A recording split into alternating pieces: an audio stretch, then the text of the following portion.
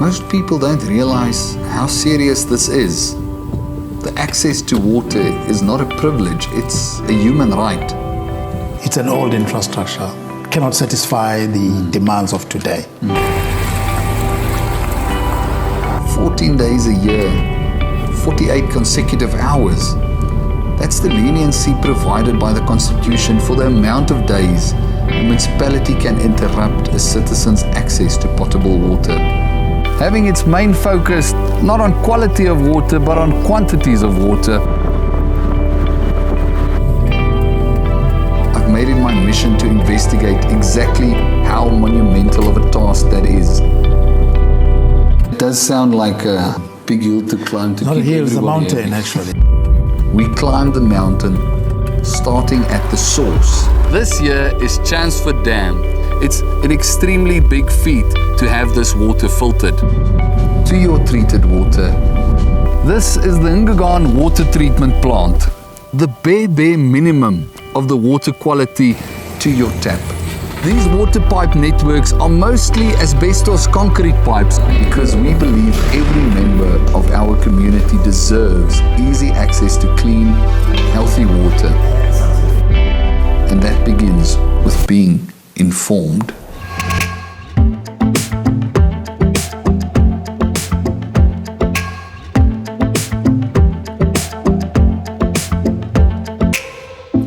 I'm Karel Boshoff, lead water filtration expert at INTEGRIPURE Newcastle, and I'm standing here in this amazing looking kitchen in Hutton Heights, where just a few weeks ago we took a sample from this tap.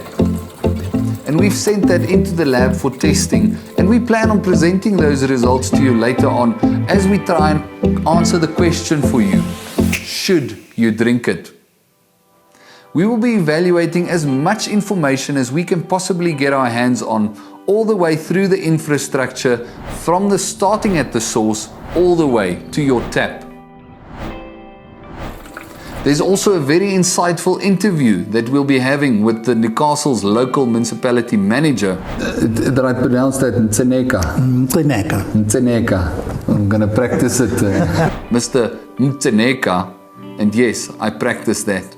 The Newcastle municipality is responsible for delivering potable water to a large number of people. According to the official census report information, it's 507,710.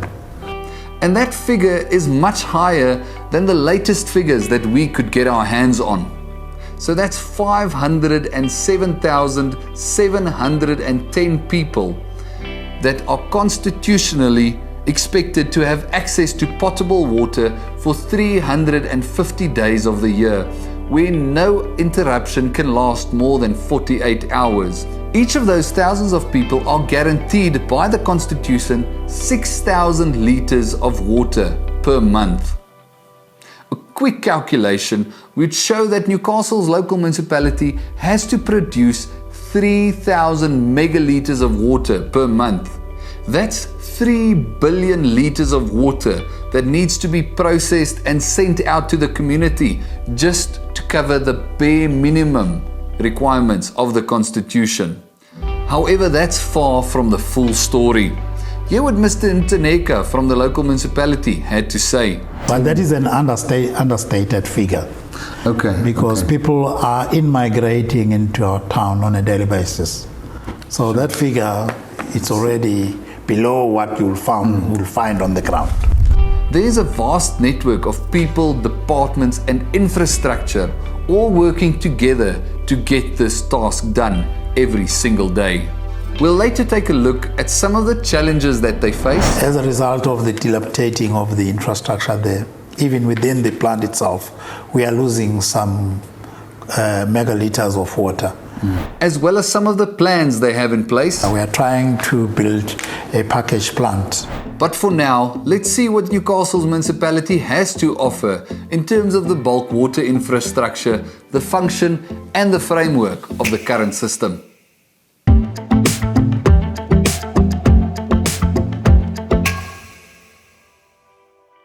Having water flowing through a tap in your house is a comfort that less than 50% of Newcastle's residents enjoy. But wherever your water comes from, it has to come from somewhere. And that all starts with a large body of water, such as this. This here is Chelmsford Dam, born out of a need to serve Newcastle's community and industry with water. This dam was actually completed in 1961 and continues to help us serve you even in this year, 2024. This dam wall was actually lifted in 1982 due to an increased demand for potable and raw water to bring up its capacity from 84 million cubic meters of water to just under 200 million cubic meters of raw water. Now it's good to note also that back in the year 2000, this dam that we know as Chelmsford was actually renamed to INTEGRIPURE Dam due to political reasons. Of the three sources of water serving Newcastle's community, namely INTEGRIPURE River, the Buffalo River and the Ingegaan River, this stays the preferred source of water quality-wise, well compared with the others. When researching information for this documentary, we scoured through thousands of pages of official annual reports to make sure that we are presenting as accurate information as possible. All these reports confirm that we are getting water from three sources: INTEGRIPURE Dam, Buffalo and the Ingegaan River. This was also confirmed by uThukela staff in our initial conversations with them. Now, we only did this research ourselves because we struggled to get an interview with the relevant people in the departments at the municipal offices. However, on completion of the whole documentary's informational scenes, we did manage to secure an interview with the municipal manager regarding this. And hear what Mr. Nteneka had to say when we asked him about the three water sources. At this stage, actually, there is one water source, which is the INTEGRIPURE Dam. Oh, okay, so everything's coming from there. Yeah, it's coming from there. That serves communities in the eastern part of our municipality, as well as the western part being the town itself and the suburbs, yes. While we're at the dam, there was some talk about the sluice gate, and I understand that's also been repaired now. Is there anything you'd like to add to that, or? Not really, because I think that is mainly the responsibility of the Department of Water and Sanitation. Okay. Remember, they are the custodian of the water sources. We are a client to them when we are extracting water from the water source. The Newcastle's local municipality becomes a client of the DWS, that's now the Department of Water and Sanitation, as soon as the water is taken from the source. This process, called abstraction, happens courtesy of two large pipes, like these. So the water from the dam going to the plant, whose responsibility is that pipeline then? Is that the DWS or is it the municipalities? The municipality, but we have, it's being dealt with by the water service provider, which is uThukela Water, which is a municipal entity. We established that entity ourselves. Okay. So together with Amajuba and Umzinyathi district. So it's serving those three municipalities.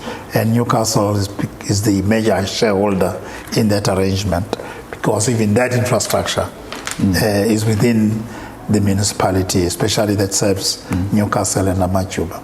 So everything's quite intertwined. Yeah, it is. So let's take a further look at those pipes. This here is a 700 millimeter steel pipe with an internal diameter of 590 millimeters, which runs for about 18 kilometers before it's converted to an asbestos concrete pipe that runs for the last 4. The other is a pre-stressed concrete pipe that runs for about 20 kilometers. Now, the design capacity on each of these pipes is 92 megaliters of water per day.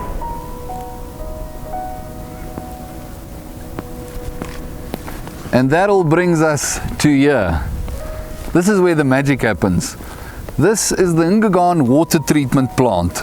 Managed by the municipal entity uThukela, those two large pipes have one clear function, and that's to deliver 90 megaliters of water to the Ingegaan purification plant.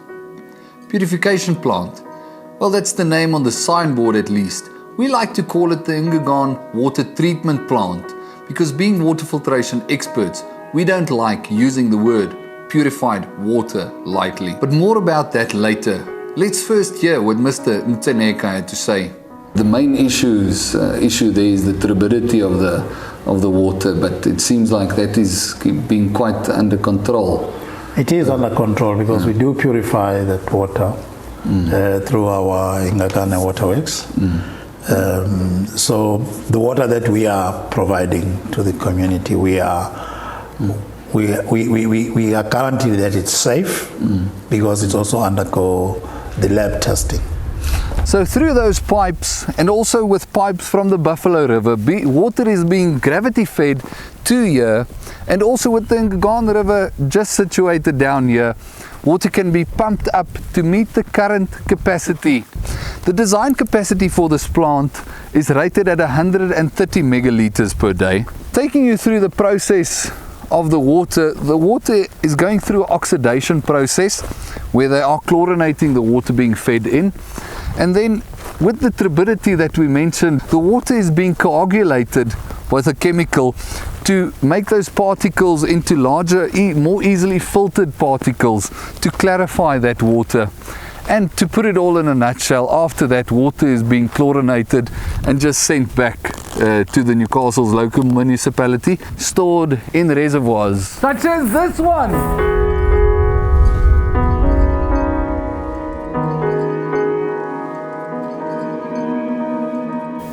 So your treated water is running into reservoirs like these and being fed through two pipes from the purification plant. One 375 millimeter asbestos concrete pipe and one 700 millimeter steel pipe.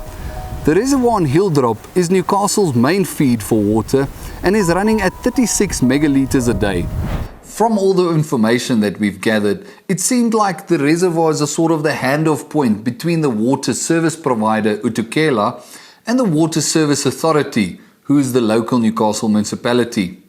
So the municipality is then responsible for pumping water from those reservoirs through a network of pipes to supply water to you and your family wherever you are in Newcastle.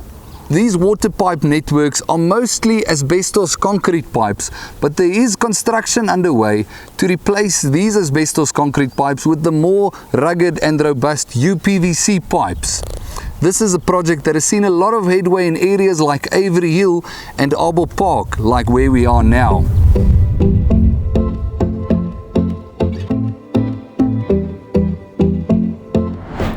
Now you know the intended use of the whole infrastructure pertaining to getting water to your tap. From the source, through the abstraction pipes to the purification plant, from there to the two rising pipes that feed the reservoirs, and from there the distribution to getting water to the whole of Newcastle and surroundings. But an infrastructure of this magnitude doesn't come without its challenges, however, especially in a political environment where the monies are in the billions and there just isn't enough to go around. The money that we don't have. Before we can discuss the big plans to get the infrastructure up to standard, we first have to go and investigate to see exactly what challenges they are facing.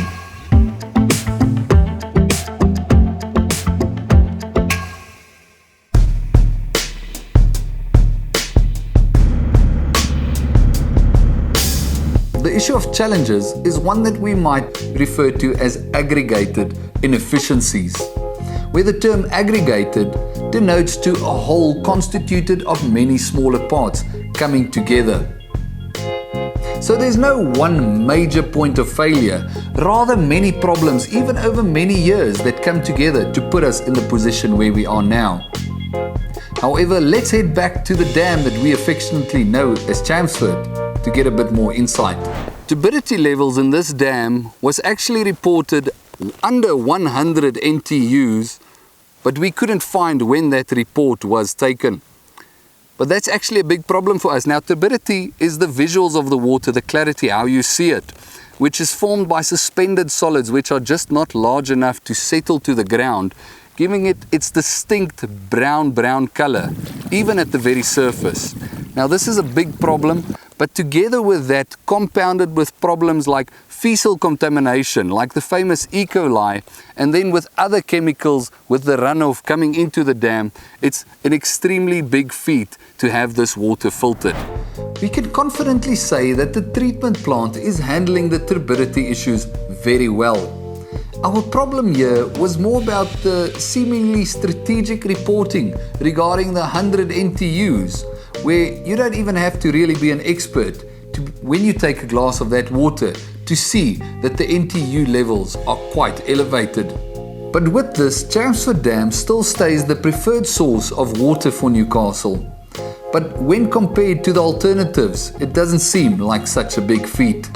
For example, and let me get this right, the Buffalo River was identified as the most severely impacted of all the uThukela River tributaries back in 2004 due to its extremely poor quality. Now therein lies the problem of serving you, the community, and getting clean water to your taps. Not only is the demand going up for potable water, but also, and probably more importantly, there's a deteriorating quality of water right here at the source. The deterioration of the raw water quality is somewhat negligible, as the deterioration is quite slow and the treatment plant has been able to keep up. But oh, how we wish we could say the same for the infrastructure. Now the design capacity on each of these pipes is 92 megalitres of water per day. But due to corrosion and deterioration of the linings, these pipes are only producing around 70 megalitres of water per day. But this should come as no surprise to us because we know that these pipes are about 50 years old. 50-year-old pipes producing about 70 megalitres to the treatment plant, all to meet the current capacity of 100.8 megalitres of water being treated per day. Now 100.8 megalitres, that's an interesting number, and I'll tell you why. The design capacity for this plant is rated at 130 megalitres per day, but the current demand for Newcastle's population is estimated at 131 megalitres per day.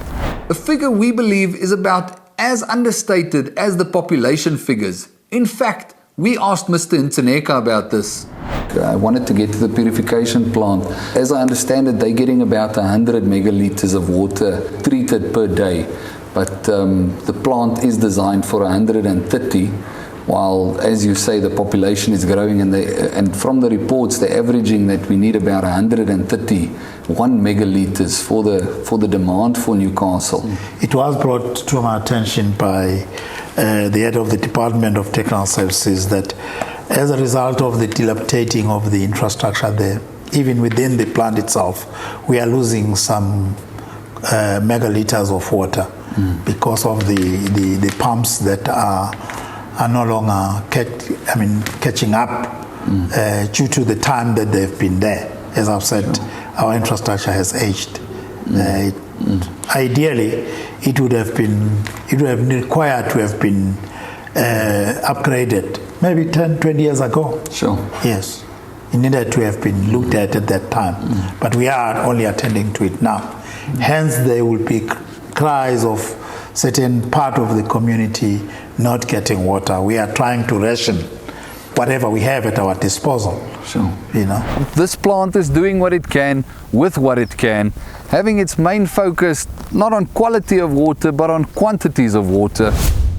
So let's take a moment to talk about the quality of the water. There seems to be a lot of talk about purifying water, and I promised we'd talk about this. Being in the position of having filtered water for many applications over many years, I've realized how important descriptions are. In the medical and lab environments we work for, for example, purified water is a necessity for use with certain equipment as well as for cleaning utensils. The water in these contexts is purified and monitored against the standard called the ISO 3696. Now there's 3 grades of purification that are covered by this standard. Whereas the Ngagane water treatment plant, the water is constantly being monitored against the SANS 241 standard. And I want to just stand still here for a moment and explain that the SANS 241 standard is the bare minimum of the water quality being set in place to have water available to South Africans. Us as INTEGRIPURE, we have a different view of what the minimum would be, because we believe that every South African deserves not only safe and bare minimum rated water, but safe and healthy drinking water. Now, importantly, the ISO standard for purified water doesn't account for microbiological safety, and that would be crucial for drinking water. So it's purer than your drinking water needs to be, but at the same time, it's not engineered for drinking purposes. Treated water by the SANS 241 standard is now a constitutional minimum quality of water intended for consumption by South Africans, which by documented definition is engineered, and listen to this, to prevent significant risk, and is in no way compares to the purity of a purified water. None of these two standards consistently pass the test for healthy drinking water. But in a nutshell, we love the SANS 241 water as it's a starting point, because we easily can produce consistently healthy water from that basis. But this now definitely isn't the municipality's point of concern. It's not only the treatment works, as I say, from the pipeline, the pipeline itself, from the dam feeding into the waterworks, and from the waterworks to the reservoirs, the rising mains. We need to upgrade all that infrastructure. There is a requirement of an additional 20 megalitres a day reservoir, but this can only be looked into once Newcastle's municipality has resolved the issue of the water leaks on the pipes. Now, one of the greatest challenges that the municipality has in supplying sufficient water to Newcastle and its residents is what we call non-revenue water. That's all the water that is sent from the purification plant to Newcastle but is not being paid for. And that starts with what they call technical water losses. This is water that is lost through to infrastructure failure, leaks, etc. Basically any water that is not used constructively by any certain person. From the water that the purification plant sends to Newcastle municipality, they are losing about 37% of that water through technical water losses. That is sitting at 59 million rand in water being lost in the course of only 1 year. Now, if we include non-technical water losses, this is, for example, water that's lost from theft or unauthorized usage. That number goes up to 62.3% as at December 2001. That is 824 megalitres of water lost in the course of only 1 month.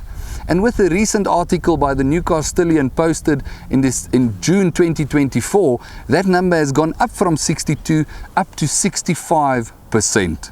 Much as the community expects the government and municipality in this instance to provide them with services, they also have an obligation to pay for those services. Amen. This is one thing that is crippling the fiscus of this municipality. That issue of some of community residents believing that they've got a culture of entitlement without the obligation on their side is killing not only Newcastle municipality. All municipalities in the country are suffering from that. Why some community residents are not receiving water is because of illegal connections that some of the residents, especially those that are coming into the town, they connect themselves. So those are the problems we are faced with. Hence, we have a high rate of water losses, which we cannot account for because we don't know where this water is going to. But you find that people that have not been connected by the municipality, they have water taps in their yards. Allow me to simplify a lot of this information to you briefly. Basically, the Newcastle municipality is not producing enough water. And of that water they are in fact producing, they are losing over 60% of that due to theft and water infrastructure failures. You might have picked up on a strong theme, need for repairs and upgrades. This is something that the Newcastle municipality is very aware of and in fact have plans in place for specifically that.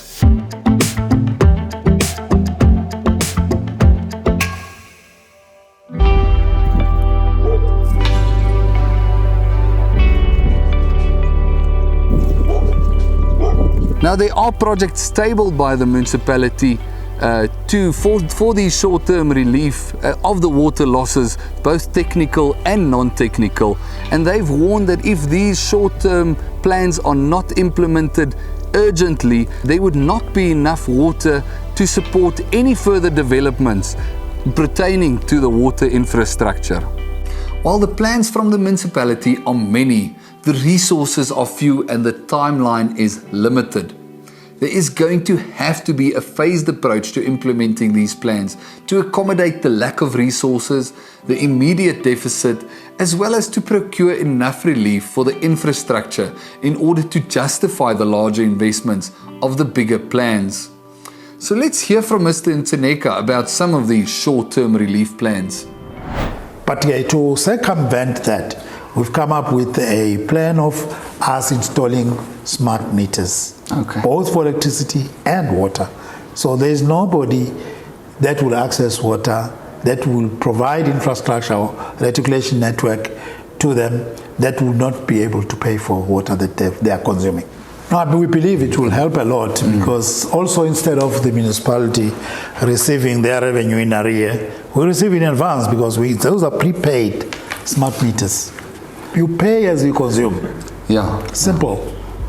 I think that's the best plan. I know I'm not the preacher of good news, but that's a reality. Now, once the municipality has dealt with these significant portions of non-revenue water, they have other plans tabled for approval that could just catapult Newcastle's water infrastructure out of the 1980s.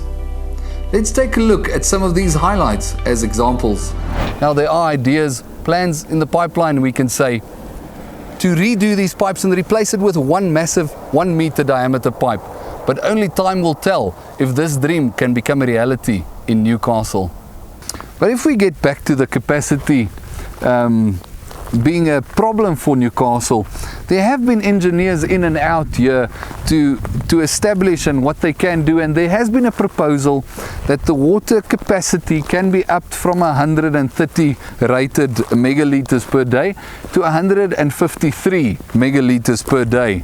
Pipeline itself from the dam feeding into the waterworks and from the waterworks to the reservoirs, the rising mains. We need to upgrade all that infrastructure. There is a requirement of an additional 20 megalitres a day reservoir. These water pipe networks are mostly asbestos concrete pipes, but there is construction underway to replace these asbestos concrete pipes with the more rugged and robust UPVC pipes. But also to cater for the community, our rural villages towards the border of the municipality. We are trying to isolate them from being fed by the same infrastructure. We are trying to build a package plant. We want to extract water from Zinyati river, which is called Buffalo River, so that those community down there are fed from a different water source.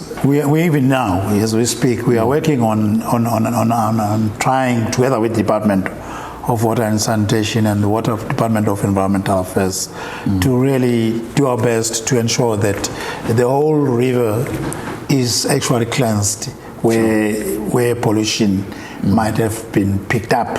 As recently as yesterday, I was in discussion with the provincial head for DWS because we have requested them to release some water in the dam so that we flush the river. But I do know that from time to time there will be some spillages that would, creep into the water. So there is that possibility, but we are working with both of the departments I've mentioned to minimize that. As I said, there are many plans, but all of them require money. It was about 1.5 billion rand. Of 500 million rand. 359. At 1.15 billion rand. We're looking at 2 billion rand. Is estimated around 5.5 billion rand. Which gives us a great deal of context around this statement from Mr. Nteneka. The money that we don't have. Hence, we have approached the Department of Water and Sanitation. We have appointed a number of service providers to go source funding. as well as this. The myriad of the projects that the municipality is lagging behind due to affordability or lack of affordability. We have tried our best to understand exactly what is covered by all these figures, but it's extremely difficult to make heads or tails from these statements in the reports. What we do feel quite confident about, however, is that the 5.5 billion rand is an all-encompassing figure that would cover all the repairs and upgrades to free our infrastructure once and for all from the relentless grip of failure that has prevailed for the last 50 years. But each step is a step in the right direction, and it would seem like Newcastle's proposals have the attention of the DWS. And what was the feel from the DWS when you approached them? Well, they have an appetite of wanting to assist us. Whether that would be enough, who would know? But remember, if you look at the economic situation of the country, especially from last year when we have to even adjust the allocated budgets downwards throughout the government. So much as they are willing to help us, it may not be immediate, and if we get it, it may not solve the whole problem once and for all. This year is Chancellor Dam. It's distinct brown color, fecal contamination like the famous E. coli, asbestos concrete pipe, corrosion and deterioration of the linings. This is the Newcastle water treatment plant. So not one of those numbers is actually meeting the current demand being chlorinated and just sent back. Dilapidating of the infrastructure there. Our infrastructure has aged. Reservoirs like these pipes being almost 50 years old, asbestos concrete pipes, non-revenue water, infrastructure failure, unauthorized usage, that number has gone up from 62 up to 65%. But there is construction underway. But it will circumvent that installing smart meters. At this point in time, the municipality is unable to sustain itself.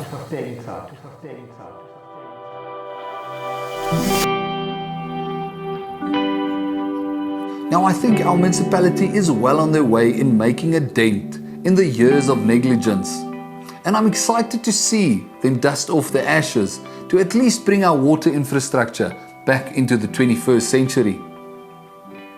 But even if we had all those upgrades available to us right now, talking about the 1 meter diameter abstraction pipe to the plant, all the upgrades at the plant to meet the current capacity, new rising feed pipes to the reservoirs, even a sparkling new 20 megaliter reservoir that can supply enough water for Newcastle through all new UPVC pipes to connect the network, still I believe there's a fundamental design flaw in global water supply. You see, the very place that ensures the quality of your water against the SANS 241 2015 standard is separated from you by a vast distance of intricate infrastructure. Now, all of this set aside, it is good to note that the only protection you and your family have from these aging asbestos pipes, failing infrastructure and post-treatment contamination is only chemical dosing of chlorine, which is being dosed into the water at a rate of 10 kilograms per hour. And that's the only thing protecting you and keeping you out of harm's way. You see, that the whole design is the trait of something that needs more than an update into the 21st century. It needs to be rethought. It needs to be redesigned for you to have the best possible option of drinking water flowing through your tap. We understand that chlorine is doing an excellent job. Just consider the water test that we took at the beginning of this documentary. It gives us a snapshot of a bottle of water that started its journey at the Newcastle Umgegaan water treatment plant. It took a trip through 50-year-old asbestos concrete pipes, kilometre upon kilometre, just to arrive at its temporary home, a 24-year-old reservoir. There it mixed and swirled with megaliters of other water before embarking on its journey further through more kilometers of 50-year-old asbestos concrete pipes. It flowed past any and all infrastructure failures in its path, together with all the potential contaminants that lurk at those failure points. And even after all of that, it managed to get to this tap within the SANS 241/2015 standards. I believe that deserves a round of applause for our municipality. And that deserves a standing ovation for the dose of chlorine that accompanied it all the way to this tap. I'm Karel Boshoff, Head Water Filtration Expert at INTEGRIPURE Newcastle. And with the question of can you drink Newcastle's tap water, the answer is, and I'm glad to report it, yes. You see, here's the thing, we wanted it to be a yes. We needed it to be a yes. Because if it was a no, the Newcastle municipality would be infringing on one of your basic human rights. If it was a no, then that would be our problem, and we would have to focus on just giving you mediocre water that does not put you at significant risk. But now, because it's a yes, we and all the other water companies around Newcastle, the ones that believe that you deserve the right to feel safe while drinking water, can focus on a different yes. We can focus on giving you something that you can say yes to: clean, healthy, safe drinking water.